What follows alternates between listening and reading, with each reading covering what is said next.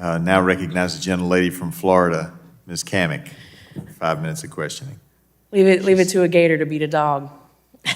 Snuck in on you. Sorry, that's college Sorry. football stuff. We have a rivalry going.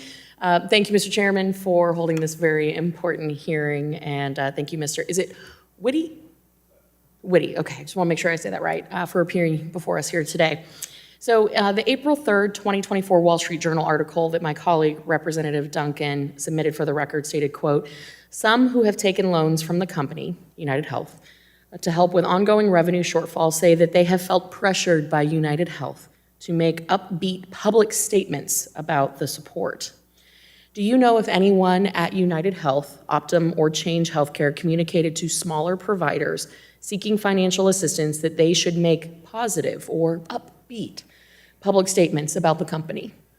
My understanding is that people from the company spoke to folks who'd received loans and asked them if they would help spread the word, because we were very keen to get other small providers aware of the program. We knew that was an issue. My understanding is that following that newspaper article, folks listened to whatever was there, the information associated, and I'm not convinced that accurately represented the situation. Specifically, so to what you were saying, that there had been some sort of encouragement going on, do you know specifically who or what department would communicate that? I do not, I'm afraid. Could you find out and submit back to us for the record so we have that? I'm sure we could find out. Okay.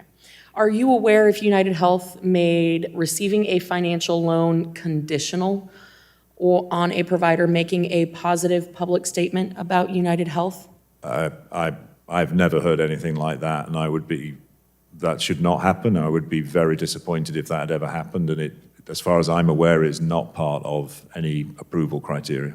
Is there any formal investigation or looking into that you will do to ensure that that is in fact not the case? I will absolutely undertake to double check that. Okay. Can you give us a timeline of when you'll be able to report back to us on that particular issue? I will double check that in the next week. Okay. Did you know or authorize anyone at United Health or its affiliates to encourage smaller providers to seeking loan assistance to making positive statements about the company? Talking about the smaller. Nothing really additional to what I've already said. All right. I was trying to gauge the bigger guys versus the little guys. And are you, let me see.